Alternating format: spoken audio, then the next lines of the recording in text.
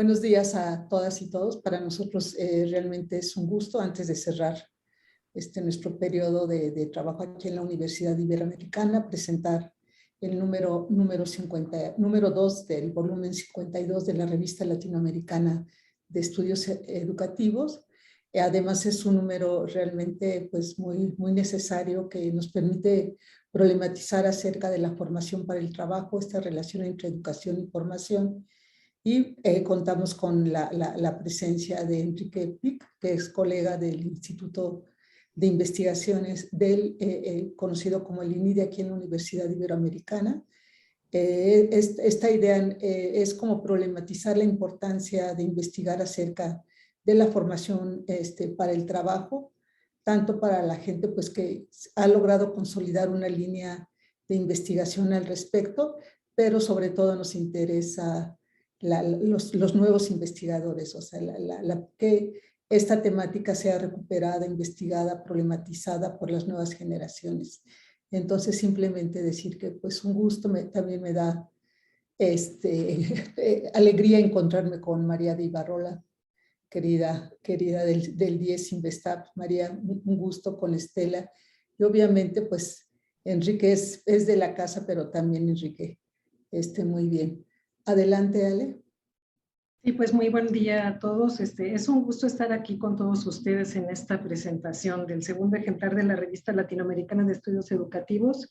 Y pues vamos a empezar un poco con el tema que nos trae hoy, el de pobreza y formación para el trabajo, la necesaria apuesta por la calidad, con pues el planteamiento de parte del coordinador de este número, el doctor Enrique Pic, del INIDE de la Universidad Iberoamericana, que nos compartas, por favor, Enrique, por qué pensaste en este tema, independientemente de que claro que es tu área de especialidad, ¿por qué se te hizo relevante e importante que abordáramos este tema en la revista latinoamericana? Como no, Luna, que diga Luna. Alejandra, muchas gracias. Pues buenos días a todos y a todas. La verdad, bueno, yo quisiera iniciar dando las gracias a María de Ibarrola por aceptar ser comentarista de lo que consiste este número, de sus diferentes textos, en fin. Y también quiero dar muchas gracias pues, naturalmente a la Revista Latinoamericana de Estudios Educativos, a su consejo editorial, a su comité, a Meche, a Ale, justamente por dar cabida a que se hiciera este número específico sobre formación para el trabajo. Considero que es una decisión afortunada de la revista en vistas a justamente una temática. Tú justamente lo comentabas, Ale, pues naturalmente que a mí me emociona mucho, me da mucho gusto. Es una temática que he trabajado prácticamente desde que me inicié como investigador. Y bueno, de alguna manera es contar con un espacio. Yo he publicado artículos en la revista, nunca me ha sido posible, digamos, no se había dado esta oportunidad de darle un lugar, de reivindicar lo que es la formación para el trabajo, y justamente con un número dedicado específicamente a esto, ¿no? Entonces, la verdad me da mucho gusto y lo agradezco, esta reivindicación, de alguna manera, de una temática de educación en trabajo que ha sido pues muy subestimada social históricamente, sí, ha sido un área muy poco favorecida. Yo recuerdo, por ejemplo, lo que comentaba Gabriel Said, ¿no? Tiene una frase muy bonita que dice: la inteligencia de las manos está desatendida por el sistema educativo. Y es muy interesante porque justamente las carreras técnicas, la capacitación, etcétera, ha sido muy subestimada en la sociedad. Naturalmente se prioriza los vínculos de la formación para el trabajo con el sector formal, pero justamente, y ese es el punto, y no es gratuito, por ejemplo, que justamente todos los textos que se publican hoy toquen a los jóvenes de bajos recursos y toquen a modalidades educativas que tienen que ver con jóvenes de bajos recursos.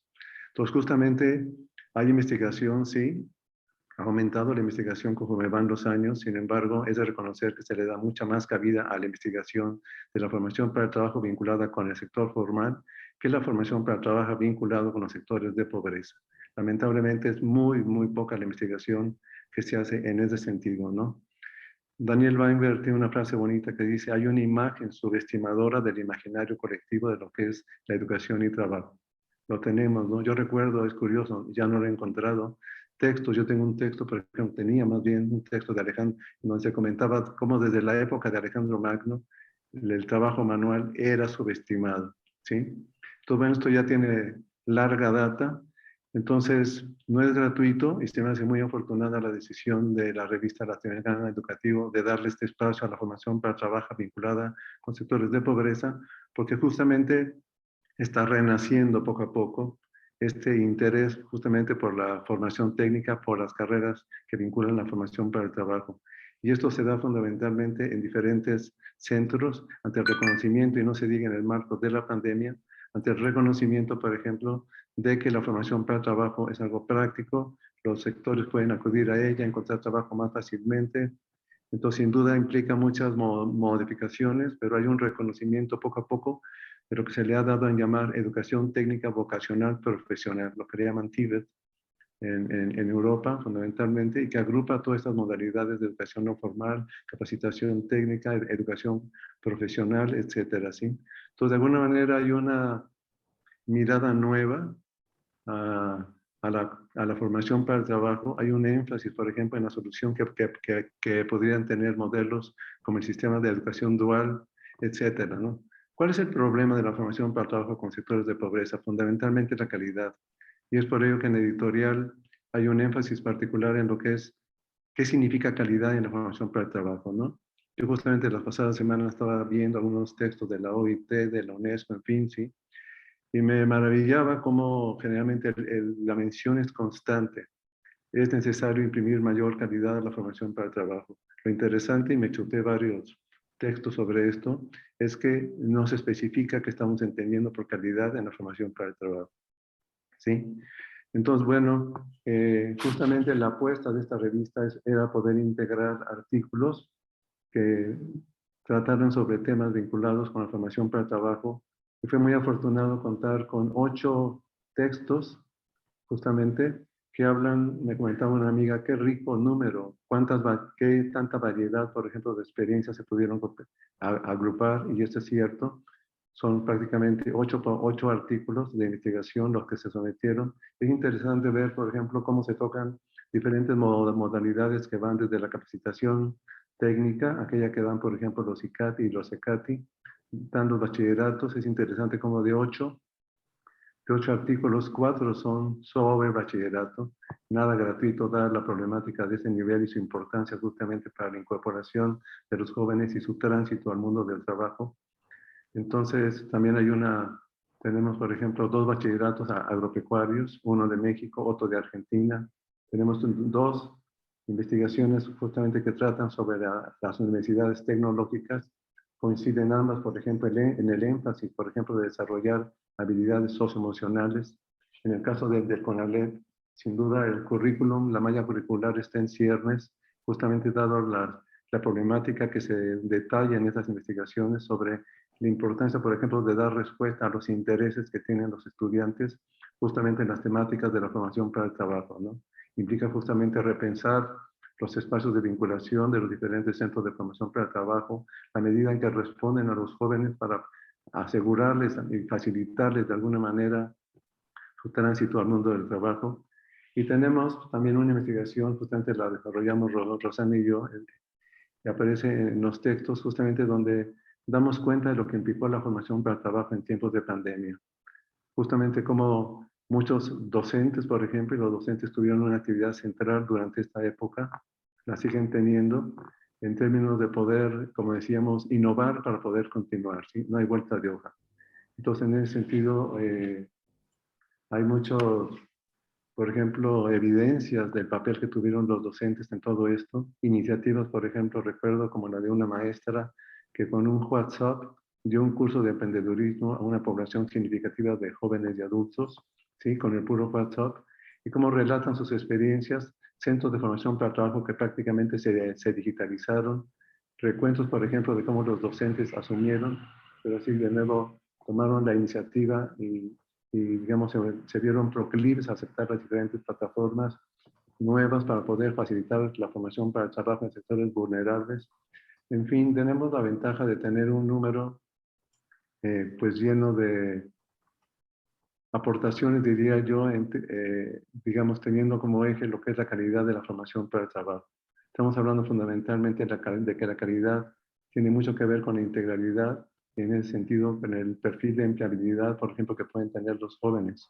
Entonces, se hace mucho énfasis, por eso hacemos mucho énfasis en el editorial, justamente llamando la atención de la importancia, por ejemplo, y por eso el título del editorial, la apuesta por la calidad de la formación para el trabajo, teniendo en cuenta que muchos programas justamente, sin duda existen, pero pecan, digamos, o más bien sufren de una marginalidad impresionante que no permite tanto que los jóvenes puedan tener un mejor tránsito al mundo del trabajo, como igual las comunidades, por ejemplo, no puedan lograr mejores niveles de desarrollo en sus comunidades, ¿no?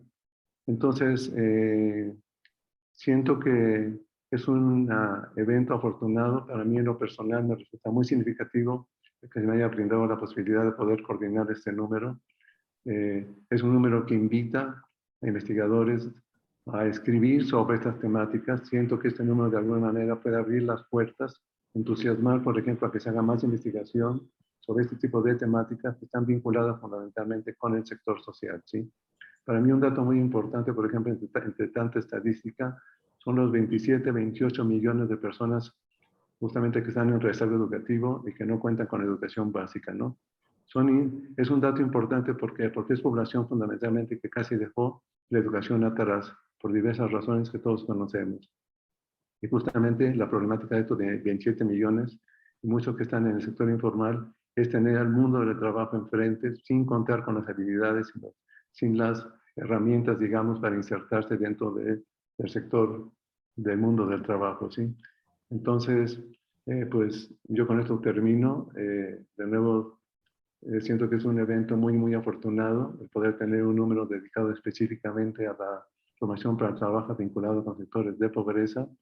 Y bueno, ya estaremos escuchando algunas presentaciones de algunos compañeros, compañeras justamente que participaron en este número para que nos cuenten justamente cuál es su apuesta, ¿no? Porque yo considero, habiendo leído los diferentes artículos, que la gran apuesta, por ejemplo, que hay detrás de cada uno de ellos es cómo poder lograr una mejor calidad de la formación para el trabajo que incida en que los jóvenes transiten más fácilmente al mundo del trabajo y que las poblaciones, digamos, no todos son jóvenes, que las poblaciones, digamos, que se encuentran dentro del sector social puedan tener un mayor acceso a programas de formación para el trabajo que les ayuden digamos, a tener mejores niveles de vida. Si te parece, Vale, yo le dejaría aquí. Y muy bien, muchísimas gracias, Enrique. Creo que nos das una imagen muy clara de la relevancia de este número y de dedicarlo a este tema. Y pues le queremos dar la bienvenida también a la doctora de Ibarrola, que nos hace favor de acompañarnos hoy, aunque fue autora de dos de los títulos que tenemos en este ejemplar, pues el día de hoy nos acompaña en su calidad de especialista. Pues un poco hablar de su semblanza es pues una tarea difícil porque ha hecho tanto y ha abarcado tanto que voy a tratar de hacer un pequeñísimo resumen, pero obviamente estoy dejando muchísimo fuera. La doctora de Ibarrola nació en la Ciudad de México y realizó estudios de licenciatura en Sociología en la Facultad de Ciencias Políticas y Sociales de la UNAM y en la Facultad de Ciencias Sociales, Económica y Política de la Universidad de Montreal en Canadá, donde concluyó la maestría. Posteriormente obtuvo en el CIMESTAB el grado de doctor en Ciencias con especialidad en Investigación Educativa. Inició su trayectoria en el campo de la investigación educativa en el Centro de Estudios Educativos y después en la Facultad de Ciencias Políticas y Sociales de la UNAM. Desde 1985 ha realizado investigación acerca de las políticas, las instituciones y los actores en las relaciones entre la educación y el trabajo. Es miembro de la Academia Internacional de la Educación, de la que fue presidente de 2012 a 2015. Pues, doctora de Ibarrola, adelante, es un placer tenerla aquí el día de hoy. Bien, muchísimas gracias por la invitación. Ciertamente fue un gusto participar en la revista junto con dos de mis brillantes estudiantes y creo que sí tengo algunos comentarios que hacer sobre esto que mencionaba Enrique de digamos, un poco el desprestigio, la falta de prestigio suficiente de lo que es la formación para el trabajo, tanto en la investigación como en la investigación, no solo la investigación educativa, también me preocupa la investigación en la sociología del trabajo, la falta de relación que ha habido entre los investigadores en educación y trabajo y los investigadores en sociología del trabajo, ¿no? Me parece que el concepto término de formación para el trabajo se ha reducido a entenderlo al que ofrecen los centros de capacitación o alcanza al nivel medio del sistema escolar y en general a la educación técnica. Pero en realidad, por ejemplo, la mayor formadora para el trabajo, la principal formadora para el trabajo de más alta calidad es la universidad, y en general no se menciona esta función de la universidad de formar para el trabajo, ¿no? Hay poca investigación, sí, hay poca investigación en este tema, y yo creo que es necesario empezar a distinguir la importancia de lo que ha sido la formación para el trabajo y de lo que significa sobre todo cómo ha trascendido este tipo de escolaridad que tiene tantos años ya en nuestro país, desde, bueno, Enrique lo ha trabajado en las secundarias técnicas, desde la primaria, desde, digamos, el gran esfuerzo de la educación después de la revolución fue relacionarse con el trabajo. Son dos grandes esfuerzos: relacionar la formación con la mejoría en las condiciones de trabajo y de vida, y abrir el acceso a la mayor parte, cada vez a mayor población, ¿no? Y creo que un principio que ha sido básico de las escuelas técnicas fue el de enseñar a trabajar trabajando. Fue la apuesta básica. Y en un principio se trató de replicar en las escuelas algunos espacios de trabajo similares: el huerto escolar, los talleres, los laboratorios, los campos de cultivo, trabajos productivos de muy diferente naturaleza. Y después empezaron a buscarse diferentes vías de vinculación, articulación, diría yo mejor, con el sector laboral. Tenemos a los sectores participando en los comités de planeación, donde se crean escuelas, qué tipo de carreras se ofrecen, participando en el diseño curricular, participando en las juntas de gobierno. Y tenemos también el tema de los profesores de tiempo parcial, que por un lado tienen el gran problema de que no están dedicados a la enseñanza, pero por otro lado la expectativa que habría de ellos es que pudieran relacionar el trabajo que ejercen con la educación que imparten. Y también tenemos otros grandes actores que son los estudiantes que trabajan a la vez.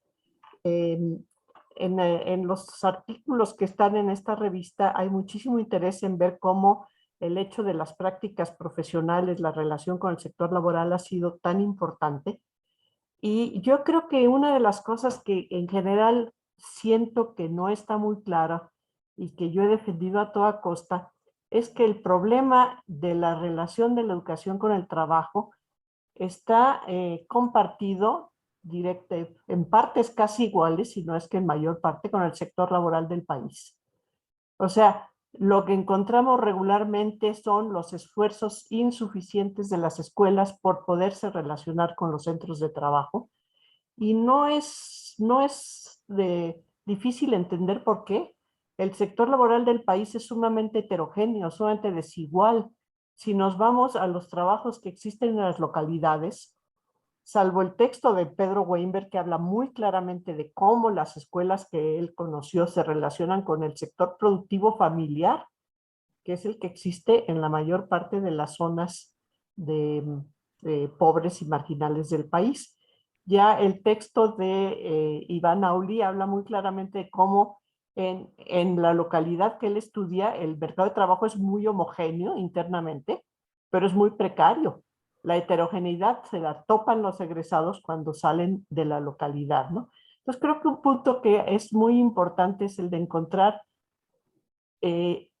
esta referencia prácticamente idealizada de lo que debe de lograr las escuelas de formación para el trabajo. Es un poco incorporar a los jóvenes en una visión de trabajo de empresas con empleos bien remunerados, con empleos formales, con condiciones de trabajo, con contratos de trabajo, con prestaciones, con vacaciones. Me parece que detrás de todas las investigaciones está este referente implícito oculto de que lo que ha sido, lo que es bueno de la escuela sería eso, y si no se logra eso, no se logró prácticamente nada. Y también en ese sentido, con mis dos alumnos, con Iván y con Fernando, quisimos insistir en la trascendencia de la escolaridad más allá del empleo y más allá del ingreso, y también en tratar de encontrar, digamos, al hablar de la pertinencia y de la calidad de la educación que deban ofrecer, me parece muy importante encontrar los puentes que lleven a las escuelas locales hacia la formalidad, de alguna manera hacia lo que entendemos como un trabajo digno, como un trabajo necesario, porque, por ejemplo, en las escuelas agropecuarias que yo conocí, la escuela evidentemente no va a enseñar a los estudiantes a trabajar con trampas. Es elemental que la escuela va a enseñar a los estudiantes a trabajar con los mejores productos, con la mayor calidad, y sin embargo los jóvenes al llegar al mercado, pues se topaban con que toda su producción estaba, pues no, era demasiado cara, no les parecía, no les parecía el costo, qué sé yo, ¿no? Entonces, tendríamos que ver, para mí, encontrar estos, por un lado, qué tipo de trascendencia queremos que tenga la escuela, y me parece que las nuevas visiones del desarrollo sustentable, de la consideración ambiental, de los nuevos yacimientos de empleo, eh, incluso el desarrollo local que no parece darse a partir de la escuela. O sea, lo que hemos encontrado también en las investigaciones que ahora llevan mis alumnos es la migración como futuro de los jóvenes, cosa que es muy interesante en el caso de Pedro Weinberg, cuando dice, bueno, la escuela lo que logra es el desarrollo local. Entonces, ¿cómo lograr el desarrollo local y cómo insistir en cuáles son las características de un desarrollo local que no esté totalmente matizado por esta idea de que de las grandes empleos, de las grandes empresas, digamos, de esta ideal de implícito y referente de un trabajo en el, o sea, hay que entrar a un puesto elevado, no hay que considerar los puestos iniciales, no hay que aceptar que los trabajos de los ingresos no sean suficientes, empezar a ver cómo vamos poco a poco en este papel tan importante de la escuela, y que yo insisto, no es solo problema de la escuela, es muchas veces el problema del sector local de trabajo, y por supuesto creer que lo que se enseña en la escuela debe sí impulsar el mejoramiento de estos trabajos locales. Yo por ahí lo dejaría ahorita, Enrique, no sé si después quieras más comentarios. No, está bien, María, gracias. Sí, muchísimas gracias, doctora. Pues vamos a seguir un poco adelante y bueno, no quiero dejar de mencionar que fue un poco coincidencia que este viernes se celebra el Día Mundial de las Habilidades de la Juventud. Entonces, pues también sería interesante que fuéramos un poco pensándole en este sentido, conforme vayamos escuchando pues las presentaciones de los distintos autores, ¿no? En este momento me voy a permitir compartirles el video que nos hizo llegar la doctora Estela Ruiz Larraguibel. Ella es doctora en Ciencias Sociales por la Universidad Autónoma Metropolitana Xochimilco y es investigadora titular B del Instituto de Investigaciones sobre la Universidad y la Educación de la UNAM. Me voy a permitir compartirles el video y... Buenos días.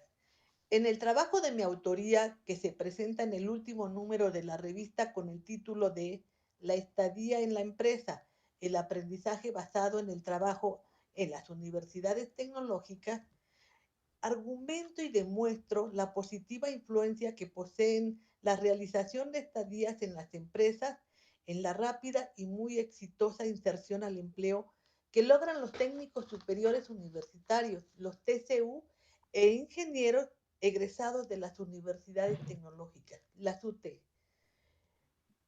Esta conclusión la sustento en los sugerentes resultados que se alcanzaron en 4 investigaciones que llevé a cabo entre 2006 y 2018 sobre el empleo, situación laboral y destinos ocupacionales de los graduados de estas universidades. Bajo una metodología cualitativa, una revisión del conjunto de todas las declaraciones que manifestaron los egresados en las entrevistas me llevó a concluir que la realización obligatoria de una estadía de 15 semanas en una empresa parece dotar a los TCU e ingenieros de una capacidad de empleabilidad que les facilita una pronta transición al primer empleo. La mayoría en medianas y grandes empresas con las prestaciones de ley y en puestos laborales muy relacionados con la carrera que estudiaron. Frente a estos resultados, no puedo dejar de mencionar que el sistema de la SUT se fundó en 1991 con el propósito explícita e intencionalmente de dirigirse a los jóvenes provenientes de grupos sociales menos favorecidos. Aquellos jóvenes que habían sido excluidos de las oportunidades educativas, especialmente del nivel superior, con la idea de ofrecerles una formación técnico-profesional de corta duración en especialidades muy alineadas a las necesidades del sector productivo. Un modelo educativo en el que se privilegia la formación práctica basada en el aprendizaje de conocimientos técnicos, saberes prácticos y habilidades de know-how. Las UT son el prototipo de una institución educativa del nivel superior con un proyecto inclusivo que busca ofrecer una educación con equidad. A manera de propuesta para la reflexión, sostengo que la innovación es un factor esencial en el mejoramiento de la calidad educativa y sobre todo en los aprendizajes adquiridos en la escuela.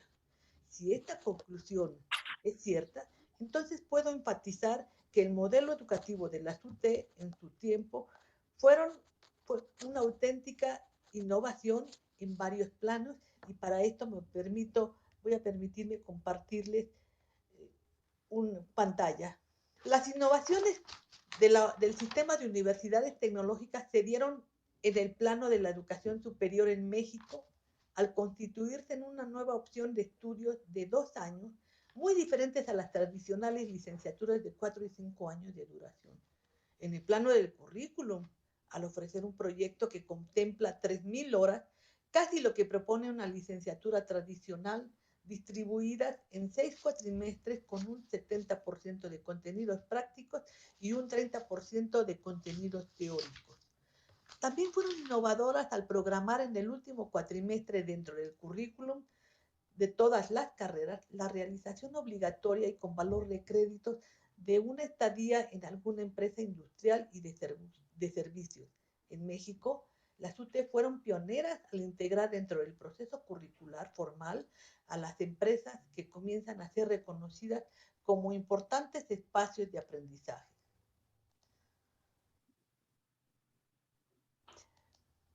Fueron innovadoras para los sectores del empleo, al proponer una figura ocupacional entonces desconocida para el mercado de trabajo, referida a la de un técnico con elevada escolaridad del nivel superior, como así lo representa el TCU, una calificación ocupacional que en su momento hizo que los empleadores se enfrentaran al problema de no saber dónde colocar a las TCU dentro de su estructura ocupacional de la empresa. En 2009, las UT realizan otra gran innovación al establecer el programa de continuidad de estudios, el PCE, que permitiría a todos los TCU graduados estudiar y obtener un grado de licenciatura. Con una duración de 1 año y medio, el PCE tiene un carácter opcional, pero para ingresar a él se debe contar con el título de TCU.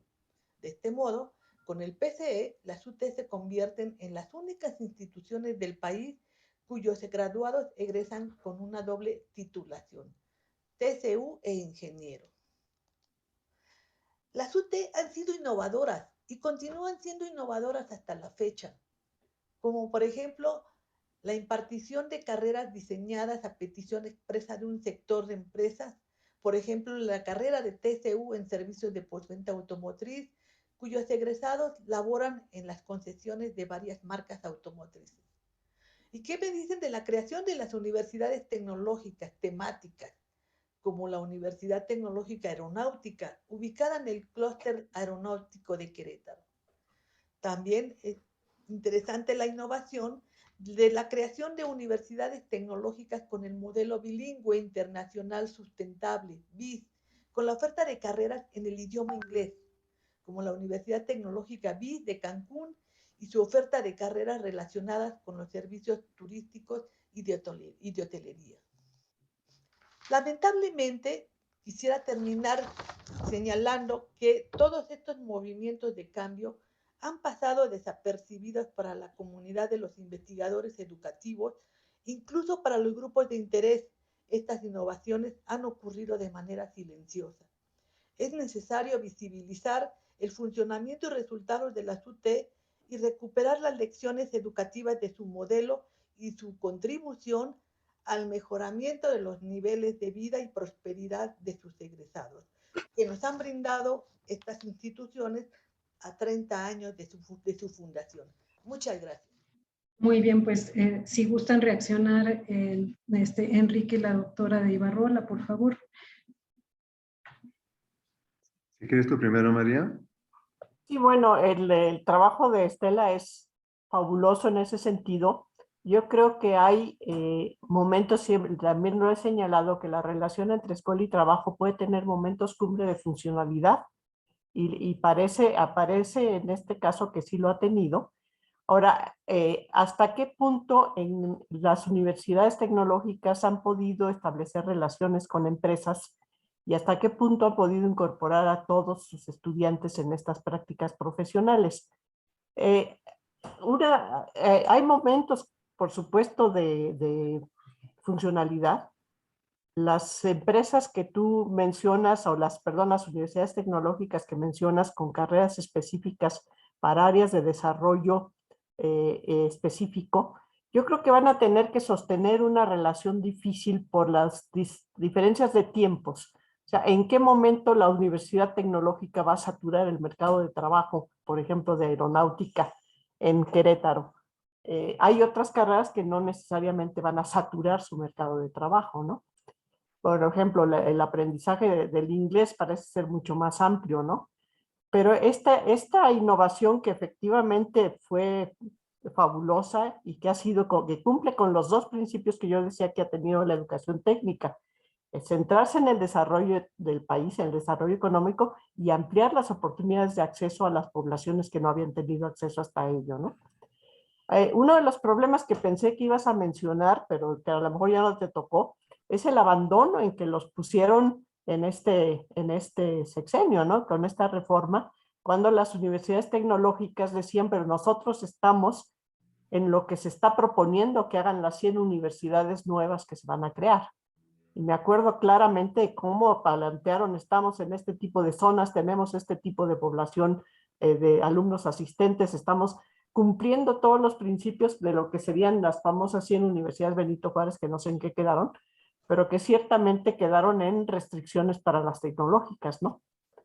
Entonces, bueno, me acuerdo mucho de María Antonia Galard, de una investigadora argentina fundadora de esta línea de investigación que Enrique y yo conocemos bien, que decía, si realmente logramos una vinculación, esto es una dependencia de la escuela del mercado de trabajo, pues vamos a tener que cerrar muchas escuelas. Por eso yo creo que más que hablar de vinculación, es importante hablar de articulación.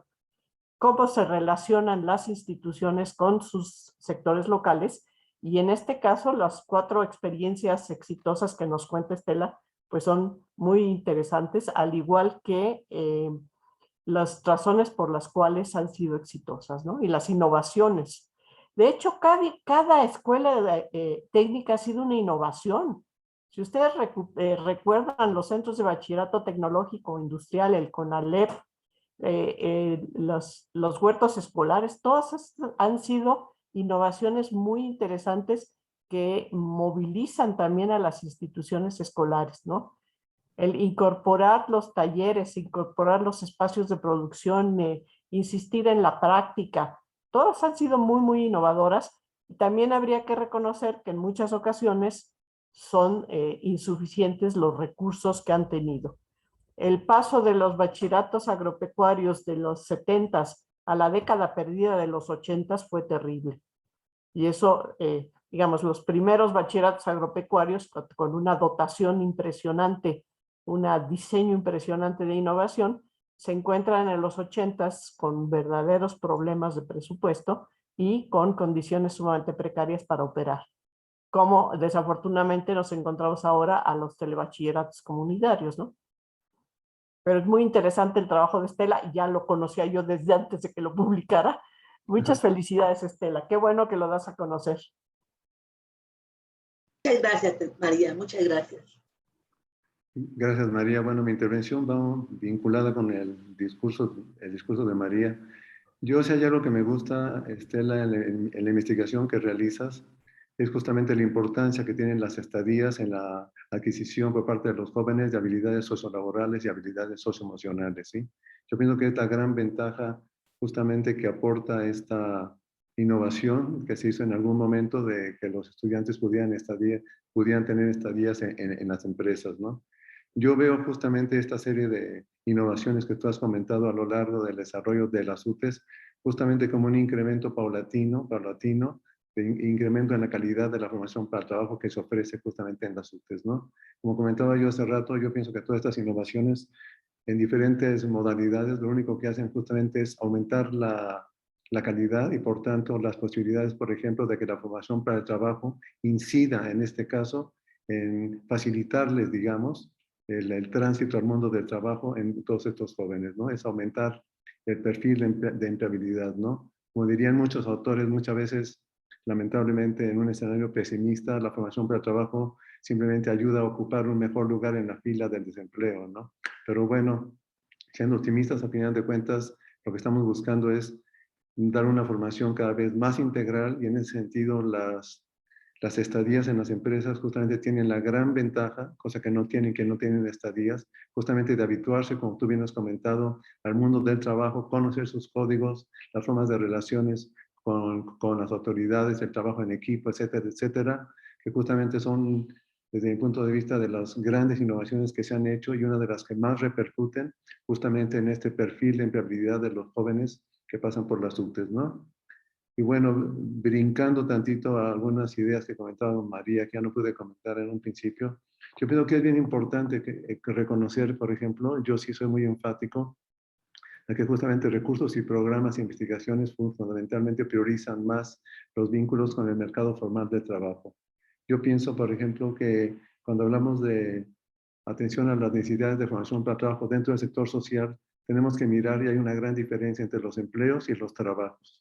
Y la consideración, por ejemplo, de que en estos casos muchos, por ejemplo, muchas personas, por ejemplo, están más vinculadas con un trabajo que con un empleo, ¿no? Y lo único que buscan justamente es mejorar sus conocimientos, habilidades, justamente para desarrollar estos trabajos como una forma de producción, ¿sí? Entonces, me hace muy, muy importante distinguir esto porque generalmente tendemos a mirar, digamos, la relación de la formación para el trabajo fundamentalmente vinculada con las necesidades del mundo del trabajo y creo que en el sector formal justamente dependen de las necesidades de los contextos, ¿no?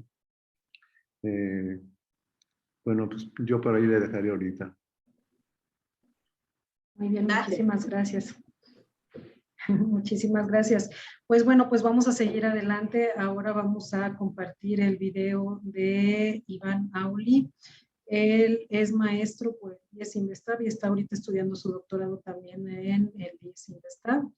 Y nos va a presentar un poco sobre el texto La formación para el trabajo en un bachillerato integral comunitario de Oaxaca, análisis desde sus egresados.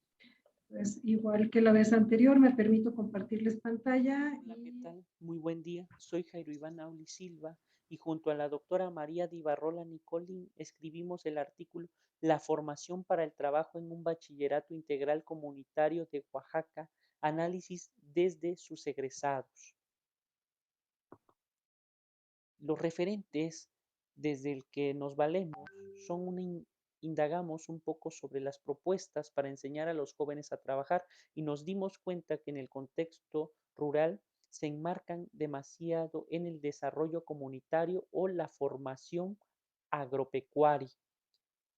Para contextualizarlos un poco más, en el BIC, la formación para el trabajo se enfatiza en el desarrollo comunitario de intérprete en lengua indígena, promoción en salud comunitaria y educación musical. El marco teórico desde el que nos valemos es desde la matriz de heterogeneidad laboral en México. Nos dimos cuenta que en México hay una heterogeneidad laboral que va desde trabajos bien remunerados hasta demasiado precarios.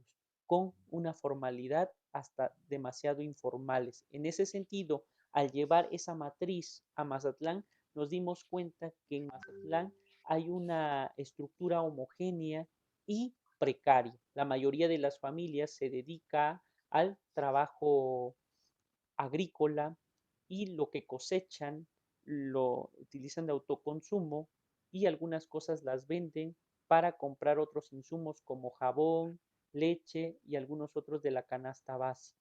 También un concepto que nos ha ayudado mucho es el de trascendencia, ya que muchas veces para analizar a los egresados se utiliza el término de efectos, es decir, egresas, qué posición laboral tienes y cuánto ganas. Nosotros utilizamos el de trascendencia porque también nos interesa observar un poco la, la actividad laboral que desarrollan estos egresados, qué presencia hay de su formación en la educación media superior. En ese sentido encontramos algunos hallazgos. Los hallazgos los organizamos en dos dimensiones, los que se quedan en el municipio. Estos que se quedan en el municipio dicen que les ayuda a trabajar mejor en el campo, es decir, hasta algunos los actualiza para poder trabajar mejor la tierra, la siembra de café, el cultivo del maíz, etc. A impulsar o trabajar en un negocio local. El conocimiento de administración que recibieron en el bachillerato los ha ayudado a, a impulsar un negocio. Tenemos el caso de una egresada que tiene un negocio de venta de pollos y dice que le ayuda a saber sus ingresos y lo que gasta en su negocio. En programas de gobierno, también algunos egresados son pequeños supervisores de los programas agrícolas que llegan al municipio. En el gobierno municipal se hacen secretarios, dicen que sus conocimientos de computación les ayudaron a ser secretarios en sus agencias, incluso, e incluso llegar a ser consejeros en sus comunidades. También hay un grupo que indica que migra a la ciudad.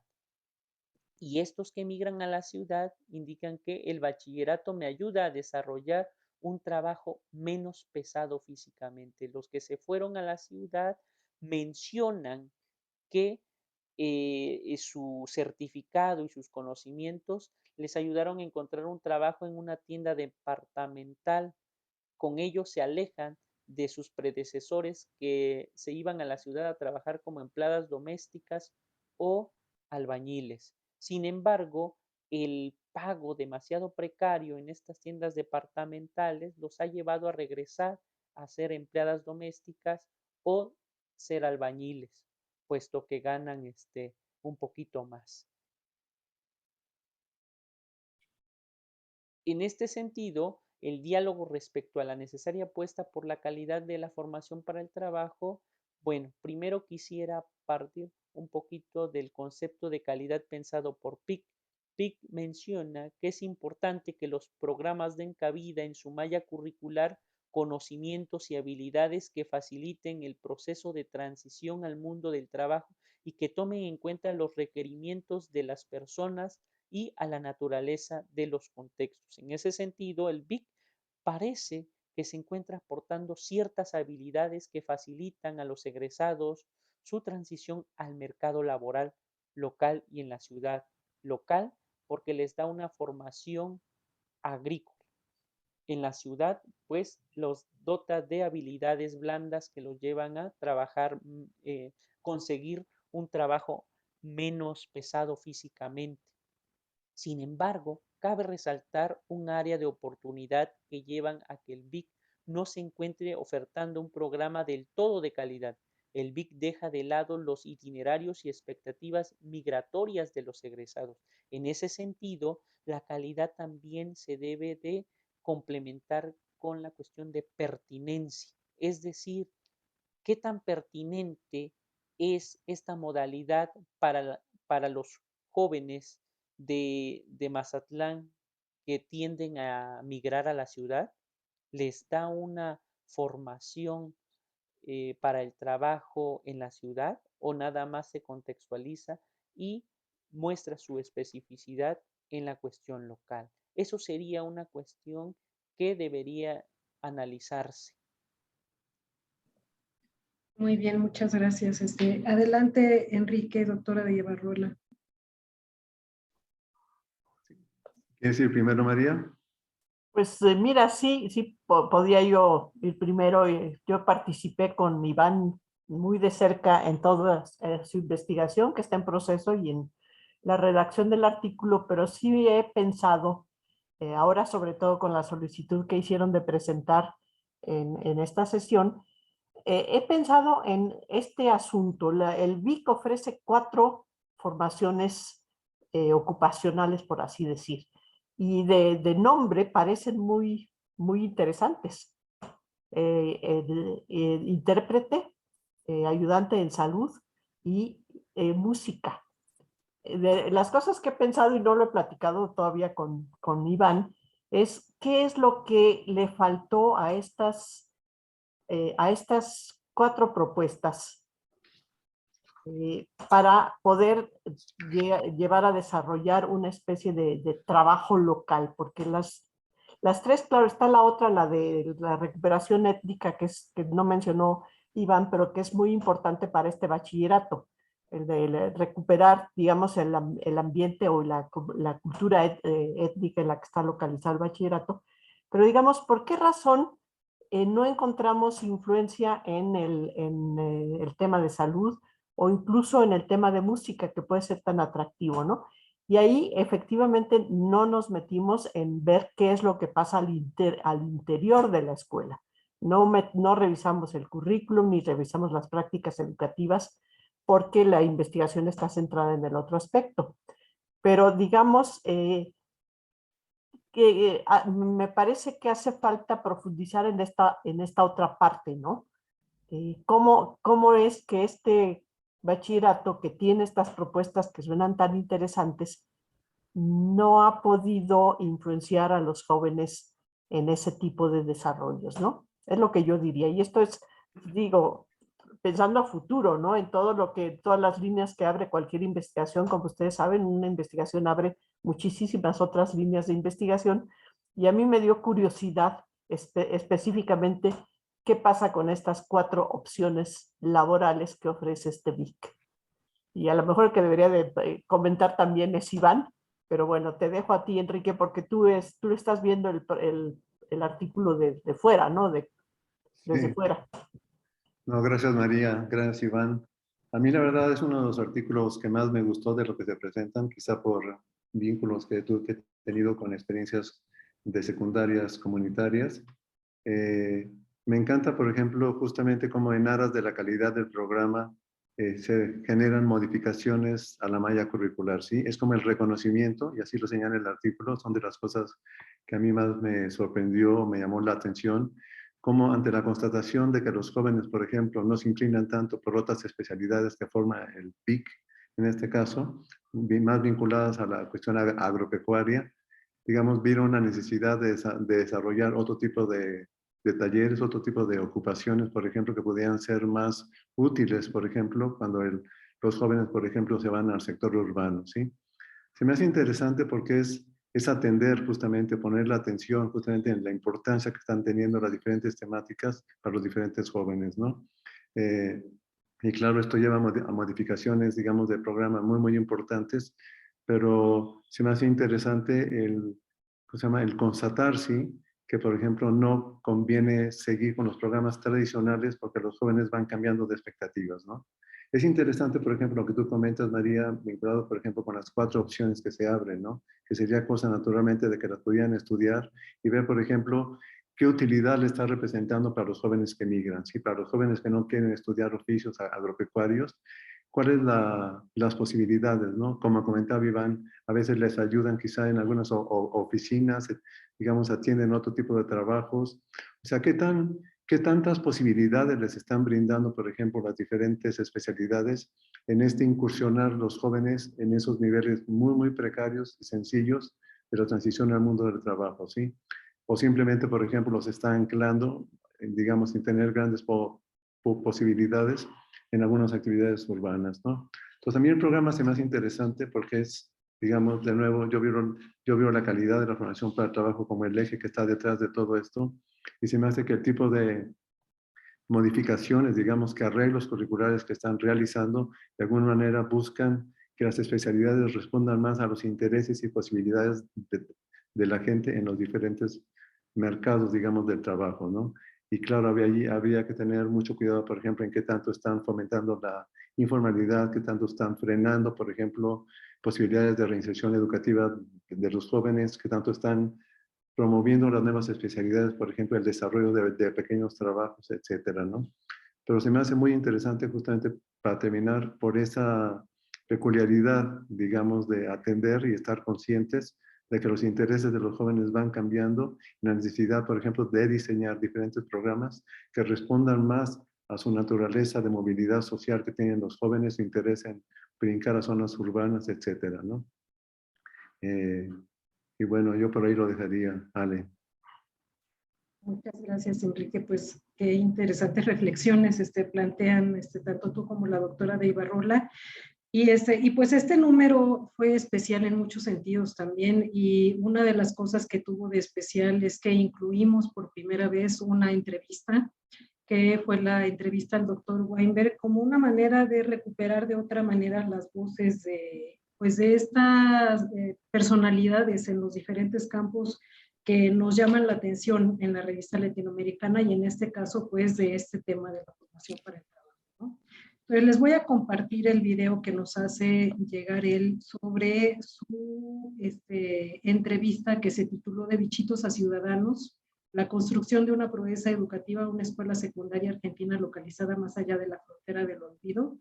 Y bueno, nada más mencionarles para quien no tenga el gusto de conocer al doctor Weinberg, que él cursó la licenciatura en Sociología en la Universidad de Buenos Aires y efectuó estudios de maestría y doctorado en Demografía y Sociología en the University of Chicago. Cumplió tareas de investigación en el Instituto Torcuato Di Tella y de docencias en las universidades de Buenos Aires, Río Cuarto y en el Centro Sindical de Estudios Superiores de México. Desde 1974 hasta 2006 trabajó para la Oficina Internacional del Trabajo en las áreas de formación profesional, educación obrera y aspectos sociolaborales de los procesos de integración. Me permito compartirles pantalla, me avisan. Buenas tardes a todas y todos.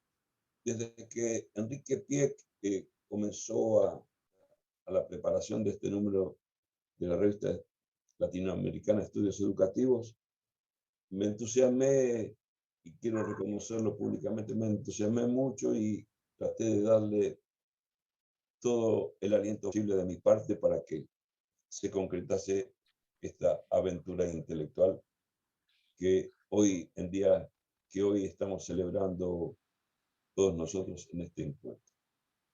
No voy a negar que me entusiasmé por varias razones. La primera, porque sigo la trayectoria de la revista del Centro de Estudios Educativos, como se llamaba originalmente, desde sus orígenes prácticamente.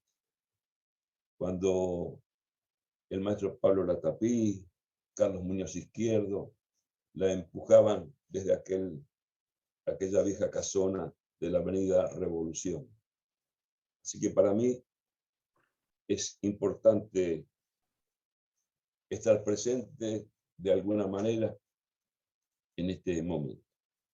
Y sobre todo, obviamente, porque no son tantos los espacios que se dedican en la investigación educativa a dar espacio a la producción de estudios, análisis, resultados de investigaciones, etc. En el campo de la formación para el trabajo en general, y mucho más con aquellos estudios más vinculados con los temas de pobreza y formación para el trabajo. Así que creo que lo primero que deberíamos celebrar es que se haya conseguido este espacio y que con el empuje de Enrique Pieck y su gente se haya podido lograr armar un número de esta calidad. Vale la pena insistir y en retomar palabras del propio Pieck en la introducción a este número. Este es un espacio, el de la formación para el trabajo, vinculado con la pobreza, porque es un espacio subestimado, considerado como marginal a pesar de su importancia y su relevancia. A lo largo de la preparación de este volumen, Enrique quería saber algo más sobre lo que estaba ocurriendo en Argentina en materia de educación agrotécnica, como un campo particular del esfuerzo que se hace en el país y en el continente en materia de formación para el trabajo para los sectores de pobreza. Él se sorprendió mucho cuando yo lo desafiaba y le decía: mira, Enrique, lo más importante que se ha producido en el esfuerzo educativo nacional argentino de estos años es lo que ha ocurrido en el campo de la educación agrotécnica, tan menospreciada, tan vapuleada, tan descartada por los estudiosos y por la propia sociedad. Entonces yo le decía que no se podría haber producido la revolución científico-tecnológica en el campo argentino, sobre el que descansa buena parte de la economía argentina hasta el día de hoy, si también no hubiese existido el espacio de formación de recursos humanos en las escuelas agrotécnicas argentinas. Tanto en las viejas escuelas agrotécnicas, que ya tienen una extensa tradición desde el siglo XIX, públicas y privadas, entre estas la de los salesianos, que al día de hoy siguen siendo decisivas en la formación de esta gente. Y el secreto en el que descansa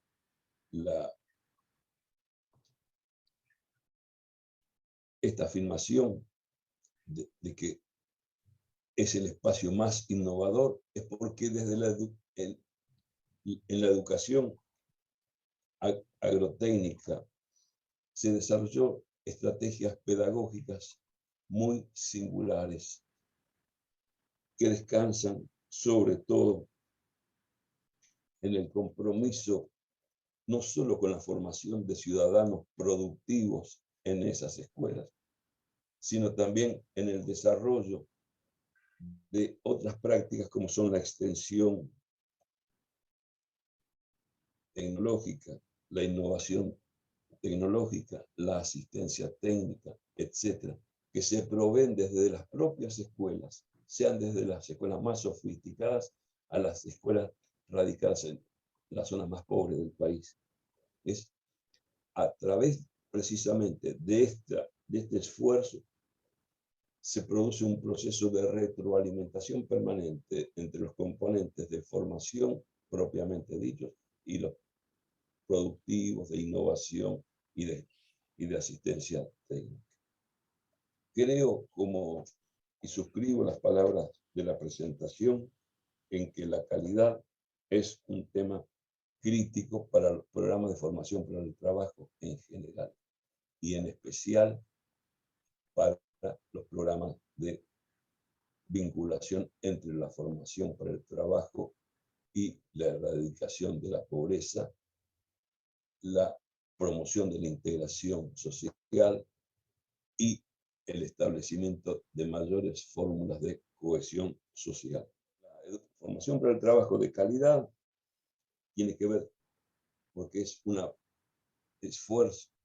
parte del esfuerzo educativo de nuestros países por lograr una mejor inserción laboral y productiva, mejorar las condiciones de empleabilidad, generando ingresos y fundamentalmente teniendo en cuenta la importancia que esto tiene en la vida de los hombres y de las mujeres de los sectores de pobreza, y en mi caso, como aparece en el diálogo, en el de la pobreza campesina.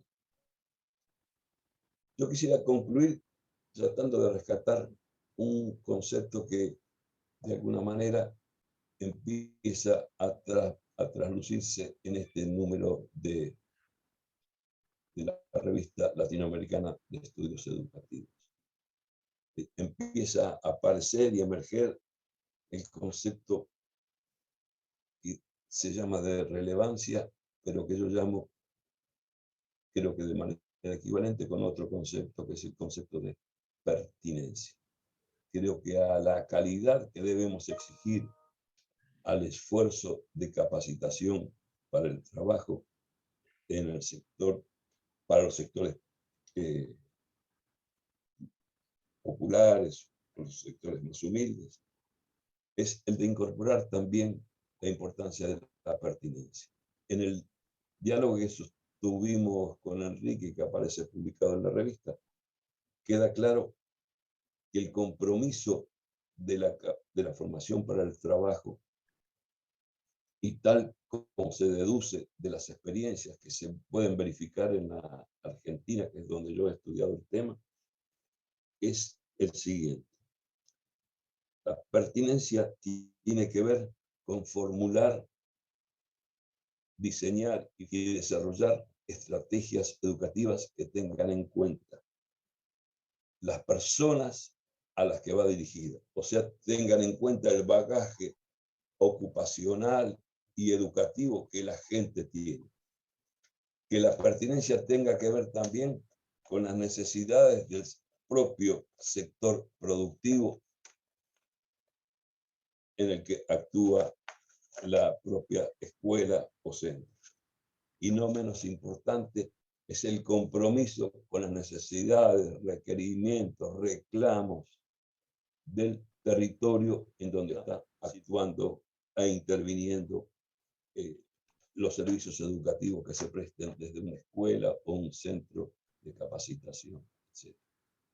Creo que, y con esto finalizo, creo que el compromiso con la calidad y con la pertinencia son imperativos sobre los que debemos comenzar a guiarnos cada vez más para atender las demandas, no solo de la gente, sino del sector productivo y de los territorios respectivos.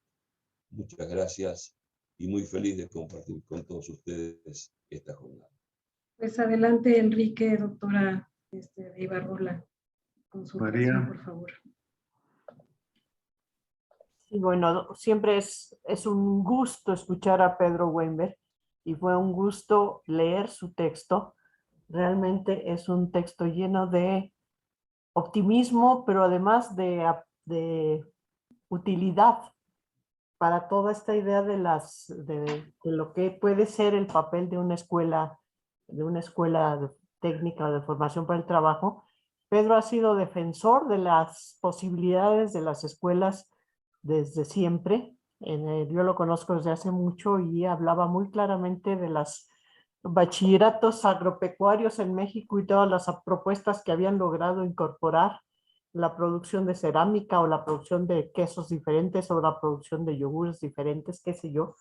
Es un gusto escucharlo y felicito a la revista por esta entrevista. Creo que yo ya se las mandé a mis alumnos para que vean toda esta aportación a lo que podría ser la aportación de una escuela local, ¿no? En el caso de las escuelas agropecuarias, que yo sigo enamorada de ellas en México, empecé mis estudios con ellas y me gustaría seguirlo. Una de las cosas que vi era la distancia tan grande entre la innovación propuesta y las condiciones de las familias y de los jóvenes.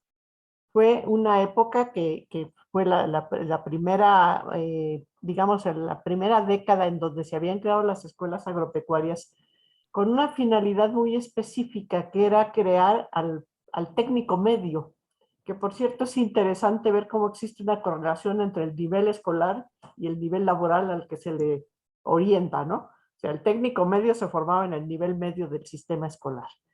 Y la propuesta del gobierno del Estado mexicano fue crear a este personaje que podría ser el intermediario perfecto entre los programas de atención al campo y los productores agrícolas, ¿no? El famoso extensionista, incluso hubo una muy buena obra de teatro que así se llamó, y que hablaba de esta persona, este técnico medio, que además, como ya lo dijo ahora Estela, es una propuesta que no existe en el mercado laboral. O sea, ni el técnico superior ni el técnico medio en su momento estaban previstos en los mercados de trabajo del país. Los técnicos medios de su momento eran la secretaria y el archivista, el perito contable, como le llamaban en Argentina, por cierto. Y crear al técnico medio agropecuario industrial entre una gran gama de actividades industriales era una verdadera propuesta innovadora, muy, muy avanzada. Y uno de los problemas que tuvo esa escuela en su momento, la escuela agropecuaria, fue esa distancia tan grande entre la propuesta de la escuela y lo que digamos, la producción agropecuaria podía generar. Un caso, hablando de pertinencia, una de las observaciones de uno de mis ayudantes más queridos, Enrique Bernal, era que ahí donde no había habido reforma agrícola, agropecuaria, ni, ¿cómo se llama?, distribución del agua, se habían creado escuelas. O sea, en las zonas del norte del país donde la reforma agrícola había sido muy fuerte, no había tantas escuelas como en el sur del país. Y la apuesta era porque la escuela lograra el desarrollo económico y la distancia fue demasiado grande en esos momentos. Al grado que cuando vienen todos los problemas del país y se cierran todos los problemas agropecuarios gubernamentales, los jóvenes que yo conocí en su momento andaban, como decían ellos, dando vueltas, volteando para ver si conseguían un trabajo. Esto ha cambiado mucho y de ahí que a mí me parece fundamental ir a investigar qué ha pasado con estas escuelas 50 años después de que fueron creadas. Esa es una pregunta que creo que es indispensable responder. Y bueno, y todo lo que nos dice Pedro de cómo es que las escuelas se han relacionado, y una parte que me parece muy importante, cómo se han relacionado no solo con los alumnos, sino con las familias, con la producción local, con todo el aspecto de la comunidad y cómo es pertinente esa escuela, no solo para los jóvenes, sino para toda la comunidad. Cosa que también tenían las escuelas agropecuarias de México. O sea, los profesores fueron contratados como profesores de tiempo completo, de las pocas modalidades educativas que tuvieron esa contratación de tiempo completo, precisamente porque iban a hacer también tareas de extensión, de asesoría a los productores locales, tenían muchas funciones que cumplir en esas escuelas. Por eso me parece tan importante empezar a regresar a ellas y verlas. Y creo que el texto de Pedro va a ser un gran apoyo para quienes pensemos en que lo que las escuelas también deberían de procurar el desarrollo local. Y uno de los principios de esas escuelas que menciona Pedro, que están en varios lados del mundo, es que el desarrollo local implica que los jóvenes de las nuevas generaciones tengan trabajo en sus localidades, que no tengan que emigrar. Y eso es algo que logró esta escuela de bichitos, que estaba más allá de las fronteras. Y aquí tenemos muchas escuelas de ese tipo. Qué gusto, Pedro. Lástima, creo que no estás presente, pero fue un gusto leerte. Me parece que tuvo algún problema allí de horarios, pero bueno, desde acá lo saludamos y lo abrazamos mucho. Enrique.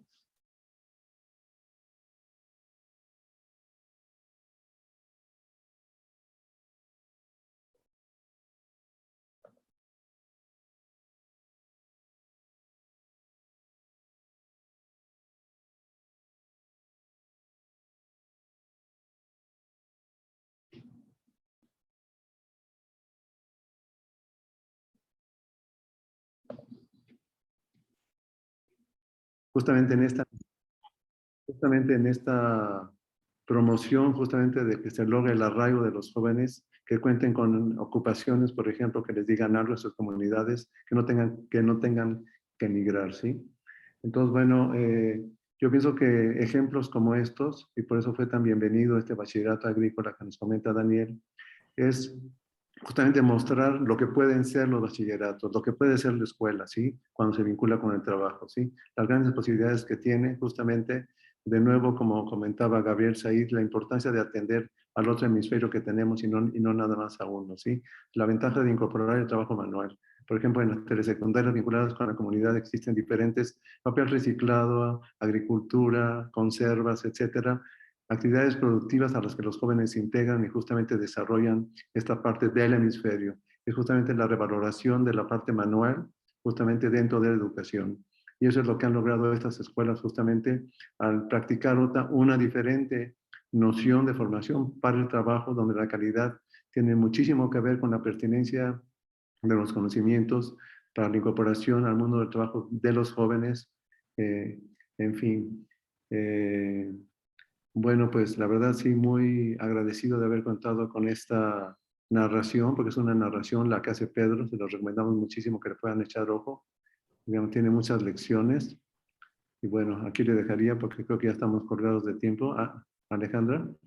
Sí, muchas gracias, Enrique. Pues más que nada quisiera invitarlos a que viéramos estos últimos minutos que nos quedan pues a interactuar con el público, que pudieran, quienes se encuentran aquí con nosotros en Zoom o los que están acompañándonos desde Facebook, pues compartirnos comentarios, dudas para nuestros autores. Entonces, si gustan ya sea activar su micrófono, levantar su mano, o también colocar sus preguntas y comentarios en el chat, pues con todo gusto acá los recibimos. Y también tenemos algunos de los otros autores acompañándonos, entonces si se animan a intervenir en la plática y en el diálogo. Sí, adelante, maestra Silvia. Hola, pues yo antes que nada quisiera pues felicitar a todos los autores, a Enrique por la coordinación y a la revista por, como Enrique decía, aceptar este tema tan importante que, pues sí, como ustedes dicen, está bastante ignorado, ¿no? Por la literatura de investigación educativa, sobre todo en nuestra región. Con el tema de Tíbet en otras regiones sí está bastante más recogido, pero en nuestra región sí está como muy olvidado y pues es un tema sumamente interesante. Me da muchísimo gusto pues escuchar a María desde luego, escuchar a Pedro Daniel también. No he leído el número, entonces lo voy a hacer ahora después de esta reunión con muchísimo interés. Y bueno, una reflexión que me surge que nada más quisiera como compartir con ustedes es esta pues necesidad de esta mirada como interdisciplinaria e intersectorial, ¿no? Al asunto de la relación entre educación y trabajo, sobre todo con estos procesos de formación para el trabajo de sectores en condiciones de vulnerabilidad o de pobreza.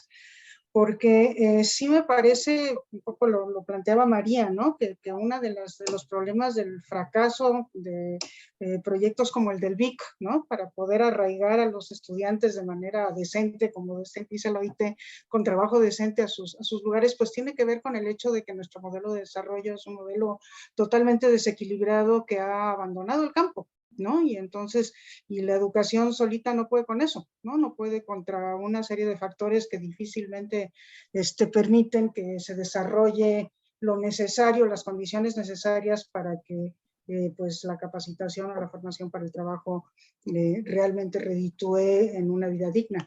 Entonces, pues esta mirada, por un lado interdisciplinaria desde la investigación e intersectorial desde la política, pues me parece central y son las reflexiones que me vinieron a la mente, pues a partir de escucharlos y nada más las quería compartir. Muchas gracias. Muchísimas gracias, maestra Silvia, qué gusto tenerla por acá. Luzma. Pues yo también felicitar muchísimo al equipo, Enrique, por coordinar este número. A mí me parece que además el momento político en el que sale es bien importante para poder mostrar que no se trata nada más de hacer estas transferencias directas a las y los jóvenes, sino que es mucho más complejo que eso, ¿no? Y que, como dice Silvia, es necesario tener una mirada intersectorial en ese sentido. A mí la parte que me preocupa mucho y que tiene que ver, yo creo que con lo que estamos viviendo en el país, de los altos índices de violencia y de toda esta precariedad laboral, tiene que ver con este modelo de vida, ¿no? ¿Cómo logramos que este tipo de educación logre visibilizar que no solamente hay un modelo de vida como muy capitalista, muy enfocado en ser abogado o ser médico para que seas exitoso, ¿no? Sino que hay otras maneras de poder construir esta vida tan dignificante y que tendríamos, que creo que no hemos hecho como sistema educativo o como gente que nos dedicamos a la educación, contagiar a estos grupos de jóvenes de que estas maneras son completamente dignificantes y que son necesarias para poder tener un mundo más justo, ¿no? Ahí me gustaría escuchar como sus reflexiones en torno a esto, porque, bueno, desde el feminismo hay como mucho esta teoría del decrecimiento también, ¿no? De que muchas veces las clases altas, las clases medias, nos toca decrecer, probablemente volver al campo y unirnos a otro tipo de proyectos, porque si todo sigue centrándose en la ciudad y en una manera de desarrollo, pues eso limita mucho pues estos imaginarios, ¿no? que tienen los jóvenes. Entonces, pues preguntarles qué opinan de esto. Muchísimas Gracias, felicidades. Luzma. Muchas gracias, Luzma. Pues vamos a juntar algunas preguntas más y luego ya damos paso a que respondan los autores. Estela, adelante. ¿Perdón? Sí, tienes querías compartirnos algo. ¿Yo? ¿Me estás dando la palabra? Sí, ¿verdad? Es que tienes la mano levantada, perdón, pero si no, esperamos bueno, les comparto unas preguntas por acá. Bueno, Saide Barcelata, Mara Manzano y Patti Ganem, les mandan muchas felicitaciones a los autores, a los especialistas. Y bueno, también el doctor Edgar Felipe nos manda saludos desde la Normal 2 de Nezahualcóyotl. Agradece la oportunidad de que compartan la revista y el acceso a la misma.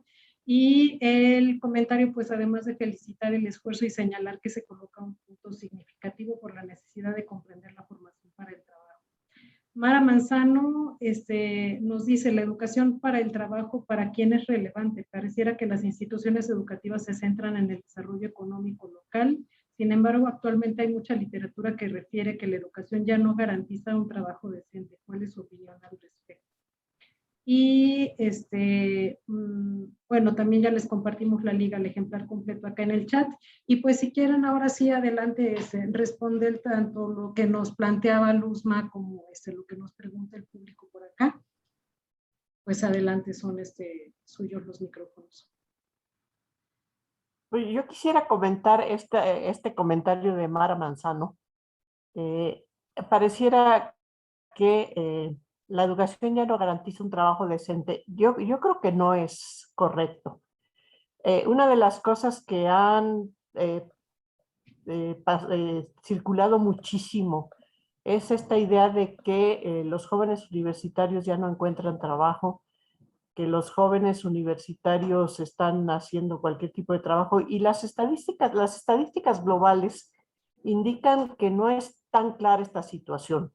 Las estadísticas del país y de la ciudad hablan claramente de la mayor correlación entre ingresos, formalidad en el trabajo, ocupación de quienes tienen escolaridad superior por encima de quienes, es así como una línea a tal escolaridad básica le corresponde un ingreso básico, a la media le corresponde un poco más alto y a la superior un poco más alto. Lo que es un hecho es que la licenciatura tiene una elevada tasa de desempleo y de subempleo e incluso de trabajo informal, pero eso no quiere decir que la educación no sirva para conseguir un mejor trabajo.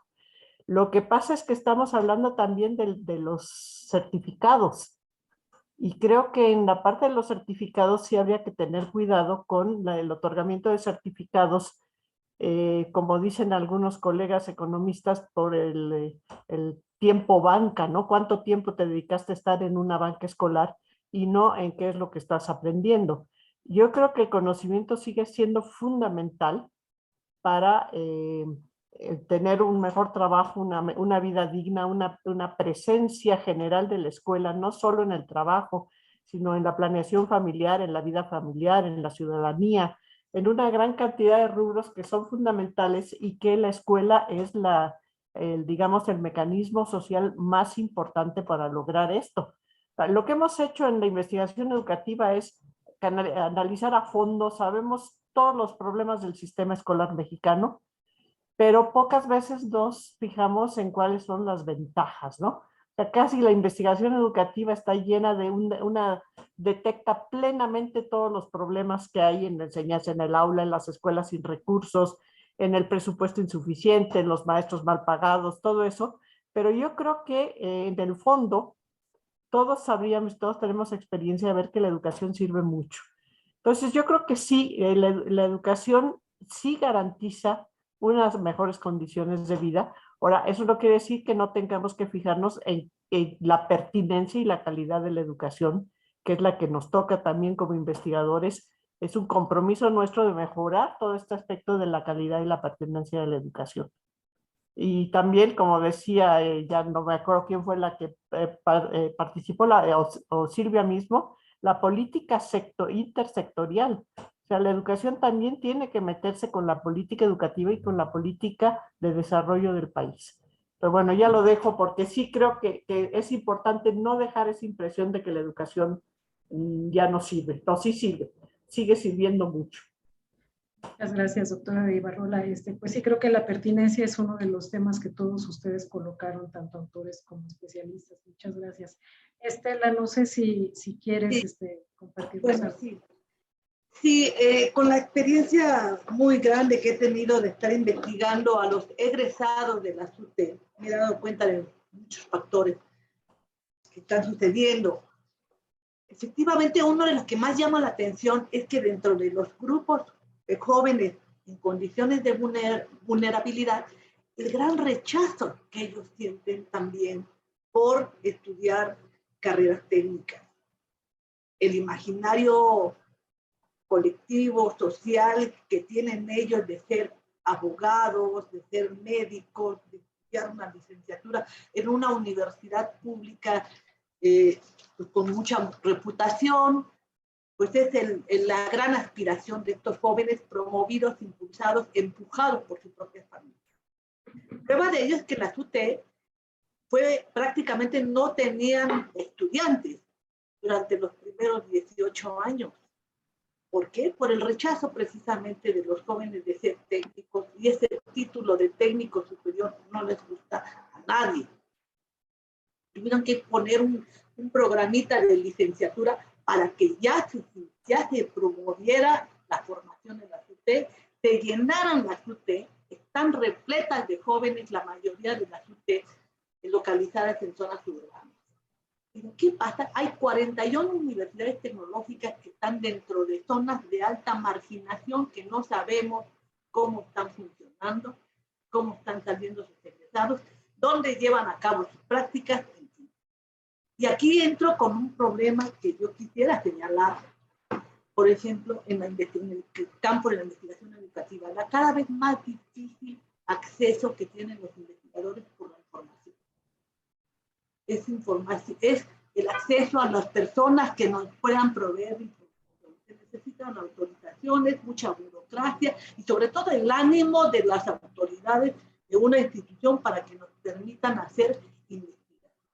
Esto es un gran problema y creo yo que ese es uno de los limitantes por la cual en los estudios, sobre todo que estoy participando en el estado de conocimiento, prácticamente no hay estudios sobre la formación para el trabajo en los diferentes niveles. Otra cosa que ya rápido quisiera señalar es efectivamente, mucho tiene que ver la pertinencia que logra una institución con el entorno donde se interna. El entorno es fundamental. No es lo mismo una universidad tecnológica en Tepeji que una universidad tecnológica en Querétaro, que es la entidad con mayor auge industrial en el momento. No es lo mismo Sonora, que tiene empresas de exportación muy fuertes, y ahí las UTE proveen de carreras. Es decir, sí tiene que ver el entorno donde se interna. ¿Cómo se vincula esas características, estas tradiciones? Como muy bien nos señala en la experiencia de Pedro. ¿Qué pasa con ese entorno? Entonces, y por otro lado, ya para empezar, analicemos ese concepto de empleabilidad que se está manejando muy gratuitamente. Como si fuera empleabilidad, es que un chico ya se inserta al empleo. ¿Quién sabe qué tipo de empleo? No, eso no es empleabilidad. Hay características y hay hay elementos que determinen qué es un concepto de empleabilidad y cómo dotar una capacidad de empleabilidad en donde entran muchos tipos de aprendizajes como sociolaborales, como aprendizajes emocionales, etc. Y evitar cada vez más el academicismo que ha caracterizado toda la formación para el trabajo. Esto, ¿hacia dónde va esto? Muchas gracias. Muchísimas gracias, Estela. Pues así es, estamos ya prácticamente sobre tiempo, entonces le daría la palabra a Enrique y después a Mercedes para que nos haga favor de cerrar la sesión, por favor. Sí, gracias, Ale. Bueno, y esta yo creo que es mi última intervención. Simplemente yo quisiera reaccionar a este concepto de trabajo decente, ¿no? En mi opinión, por ejemplo, el trabajo decente es casi un horizonte, ¿no? Es un horizonte al que le tiramos, pero hay que estar muy conscientes, por ejemplo, y no se diga justamente en el campo de la formación para el trabajo vinculado con sectores de pobreza, que es el que se analiza en este número de la revista. Es muy difícil estar hablando, por ejemplo, en qué medida estos cursos tan sencillos que se dan por los ECATI y los ICAT están incidiendo en un trabajo decente, ¿no? El trabajo decente, por ejemplo, es muy relativo porque, como de nuevo, en el sector informal, en muchas ocasiones estamos hablando más bien de trabajos que de empleo, ¿sí? Son trabajos que realiza ya la gente que en sus comunidades. Son cursos, por ejemplo, que inciden probablemente en la formación de músicos. Son cursos que inciden, por ejemplo, en que un grupo de señoras pueda manejar una pequeña empresa de conservas. Otro proyecto que tenemos, por ejemplo, que fueron capacitados en cómo desarrollar un taller de zapatería, por ejemplo, en León, Guanajuato, etcétera, que se me hace muy difícil poderlos cruzar, digamos, con esta noción de trabajo decente tan exigente y tan poco real, digamos, ¿no? Sin duda yo lo veo de nuevo como un horizonte, sin duda, pero creo que hay que ser muy consciente, por ejemplo, de lo que implica. Por ejemplo, yo ahorita que estaba comentando María Estela, de acuerdo, no hay que absolutizar el concepto de empleabilidad, pero justamente hay que darle sus características justamente cuando hablamos de sectores de pobreza, ¿no? Es diferente, por ejemplo, un perfil de empleabilidad en donde están incorporadas, como comentaba Estela, muchas habilidades socioemocionales, laborales, estadías, estancias, acompañamiento, compensación de déficits en educación básica, etcétera, para lograr un mejor de empleabilidad. Sí, en algunos sectores procede. Creo que cuando hablamos de sectores muy sencillos, en el sector informal, por ejemplo, hay que relativizar, por ejemplo, en qué consiste este concepto de empleabilidad, ¿sí? Y por último, se me hace muy importante la opinión que comentaba Silvia, sí, yo pienso que esta área de investigación de formación para trabajo en sectores de pobreza, lástima, por ejemplo, que haya tan poca investigación en este campo, pero sin duda es importante que se cruce, por ejemplo, con esta visión interdisciplinaria, aportar diferentes lentes para entender desde diferentes focos justamente cuáles son las problemáticas, las soluciones. Y no se diga, por ejemplo, la cuestión que comentaba Silvia del énfasis en el análisis de la multisectorialidad, por ejemplo, que está incidiendo y define de alguna manera el curso y dinámicas de estos programas de formación para el trabajo, ¿no? Y bueno, como es mi última intervención, muchas gracias a todos por su participación, a todos los que colaboraron en este número, quienes se animaron a escribir. Yo de nuevo reitero, y lo comentaba Daniel Weimer en su intervención, no es gratuito, por ejemplo, y sí, estos textos, por ejemplo, que aparecieron en este número de la revista, tienen el común de que son jóvenes, pero son jóvenes en sectores de pobreza. Es muy diferente la formación para el trabajo en otros sectores que la formación para el trabajo en sectores de pobreza. Ya reiteraba Silvia ahorita, lamentablemente, yo lo he constatado a lo largo de mis años de investigación, que es muy poco el énfasis que se hace a la investigación, ¿sí? Y a mejorar la calidad de los programas de formación para el trabajo, ¿no? Entonces siento en ese sentido que todo este tipo de intervenciones de textos que hoy confluyeron, por ejemplo, en esta revista, no se diga esta necesidad de vincular los bachilleratos con la cuestión local, con la comunidad, etcétera, que planteaba Weinberg, son ejemplos o guías de por dónde pudiera ir, digamos, la investigación y los programas de formación para el trabajo en estos sectores. Muchísimas gracias. Muchísimas gracias a todos por su participación. Muchas gracias, Enrique. Pues, Mercedes, si nos apoyas, por favor, con tus comentarios para que cerremos la sesión. Bueno, ya para cerrar, pues agradezco la presencia de cada uno de ustedes. Realmente escuchar a mis colegas es un gusto. Me parece que este es también un espacio de aprendizaje a quien nos dedicamos a otros campos problemáticos referidos a la educación. Desde luego, felicitar a Enrique por este enorme esfuerzo. Yo recuerdo muy bien, poco más de un año que empezamos a pensar este número con Enrique y verlo ya en este momento, ahora sí que con la participación de cada uno de ustedes, pues es realmente increíble. Yo lo que aquí quiero destacar son dos cuestiones. La primera es escuchar a Iván junto con su maestra, ¿no? Me parece genial, porque esto es lo que quiere nuestra revista. Nuestra revista quiere colocar a estos nuevos jóvenes investigadores acompañados, en este caso con María de Ibarrola, y entonces María, también todo mi cariño, mi respeto, es nuestro especialista en este ámbito, al igual que Enrique Pic, pues que estudias como comentarista.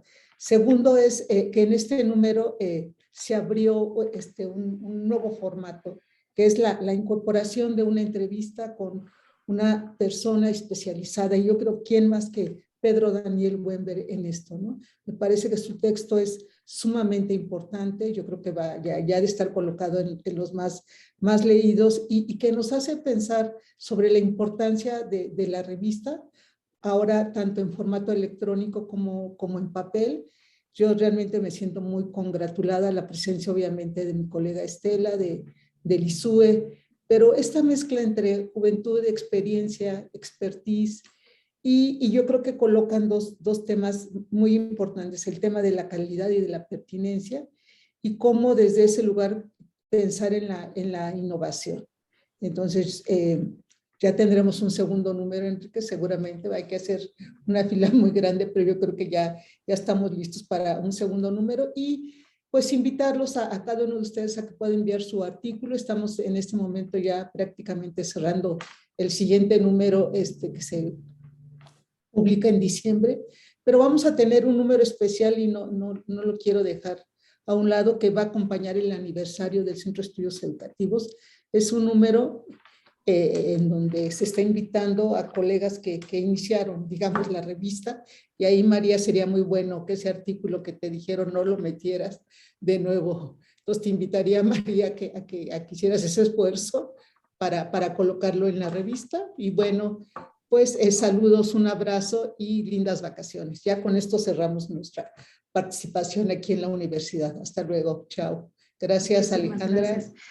Gracias. Pues muchas gracias a todos, muchas gracias a nuestra directora del departamento, Hilda Patiño, y muchas gracias a Lucila Mondragón, nuestra editora técnica, que también nos acompaña el día de hoy. Saludos, abrazos, bonito fin de semana.